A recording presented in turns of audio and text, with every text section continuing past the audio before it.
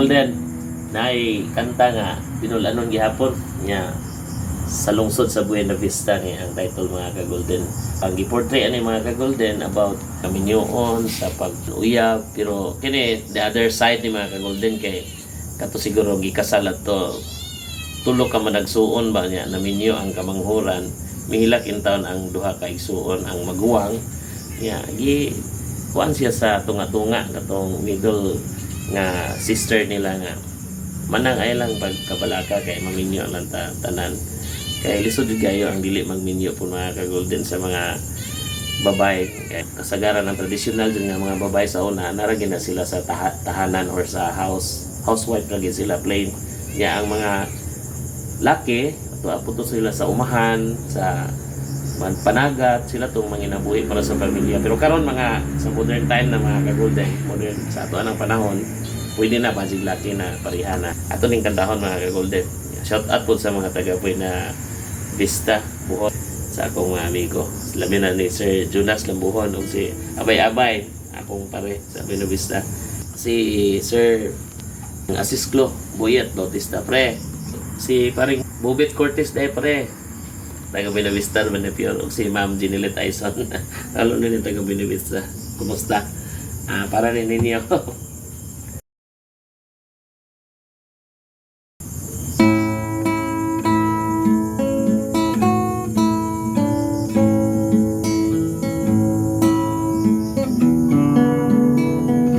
Sa lungsod sa Buena Vista may tulo ka mga dalaga namin ang kamanghuran mihilak ang kamagwagan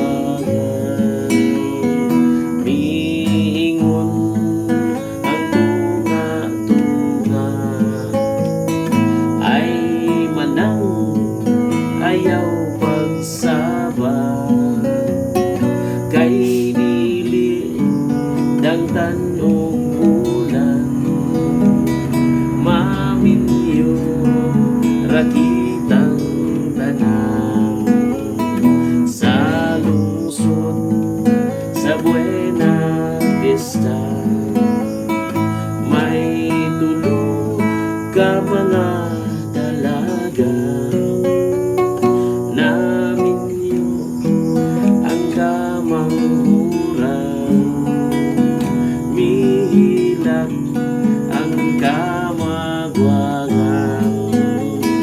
miingon ang tunga-tunga ay manang ayaw pagsaba kay dili dangtan og bulan maminyo rakitang